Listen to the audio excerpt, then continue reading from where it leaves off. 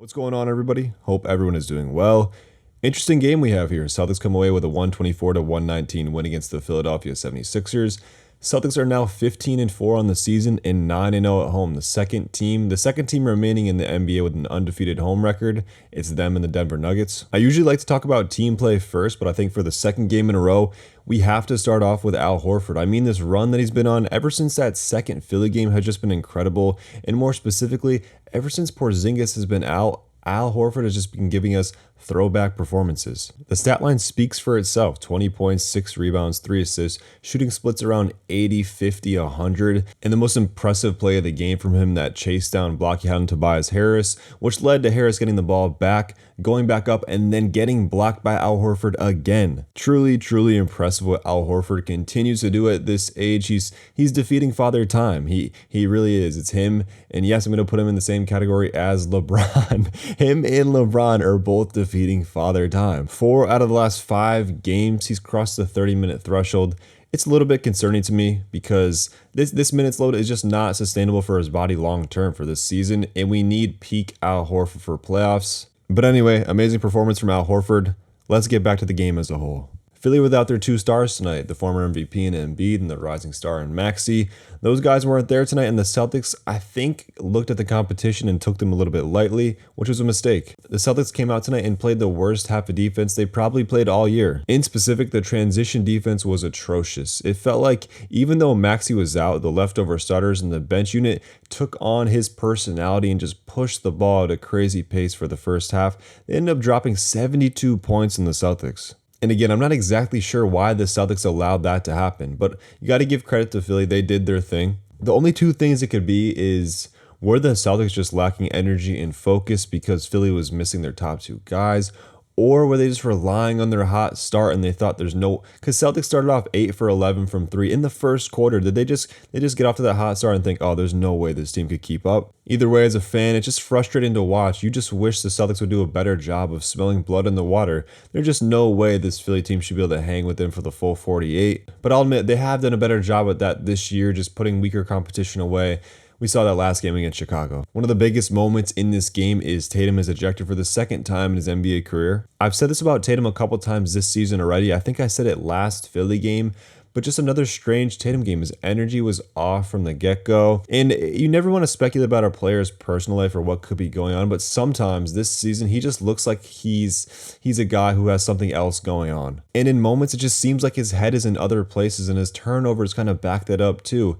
He's having really careless, sloppy turnovers in the past 7 games. He's had some games where he's had 8 turnovers, 4 turnovers, 6 turnovers. He had 7 turnovers tonight and he didn't even play the whole game. He played like 27 minutes. All that being said, before he was ejected, he took 9 shots and had 21 points. Obviously super efficient. So maybe I'm just reading this too much. We'll see going forward. So now that we're moving past the ejection, let's talk about what happened after that, because I think we were all kind of worrying there. Okay, what's this late game execution going to look like without Tatum? Believe it or not, Payton Pritchard came in there in that 4th quarter and kind of took the reins. He scored or assisted on 10 points within the first 6 minutes of the quarter. And I'll admit, early in the season on these episodes, if you guys have been listening, I was concerned about PP. I was concerned about the Boston P Party, preseason P.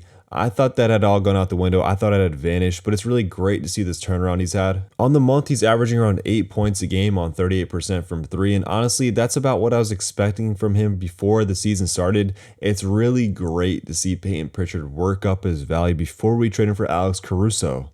I'm kidding. I'm kidding. Or I'm not. We'll see. But anyway, that late game execution without Tatum, we saw Drew with the ball in his hands a little bit more there, and it was great to see him make some successful plays. That game-sealing bucket, finding Pritchard on that baseline cut. Since the beginning of the season, Drew has had some questionable playmaking games, but I think he's starting to come around here a little bit more. It's kind of funny to see him make some of the identical plays that Smart would. Just some turnovers where you're like, why? Why did you try that? Why did you think that was there? But at the end of the day, I really do feel comfortable with Drew having the ball in his hands late down the stretch. And honestly, I'd bet on his late game execution winning us a playoff game. But anyway, let's move on. We are at that point in the episode. We're going to talk about the quick hits. We have to start with Derek White. Derek was a plus 20 tonight. Not only that, he leads the team in plus minus per game.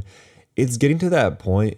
I mean, I don't really know if I feel comfortable saying this, but Is he the Celtics' second best player? He is nowhere near the average role player. He's legitimately an all-star caliber player. If you look at the advanced analytics, first of all, he's an advanced analytics darling. They will tell you he is a star in this league. But we don't like to stick on the advanced analytics too much here because a lot of people just aren't interested in those. But just watch the game. His impact on both sides of the ball, his perimeter defense, his shot blocking as a guard, his ability to get around screens, his ability to blow up pick and rolls, and on the other end of the ball, his shot creation, his shot making. He's a 3-level scorer now. His dribble penetration, his ability to get everybody else involved. It's really hard to call him a role player because he does all this at such a high level. Since I've been a Celtics fan for the past, 17, 18 years, it's hard to remember a role player who has had this type of impact. Next quick hit, we saw Keita and Banton again. Banton being used for his defensive versatility, and Keita keeps it physical on the boards. I don't know if Banton is a long-term fit for this rotation, but I'm happy Joe is finally just sticking with someone and trying him out.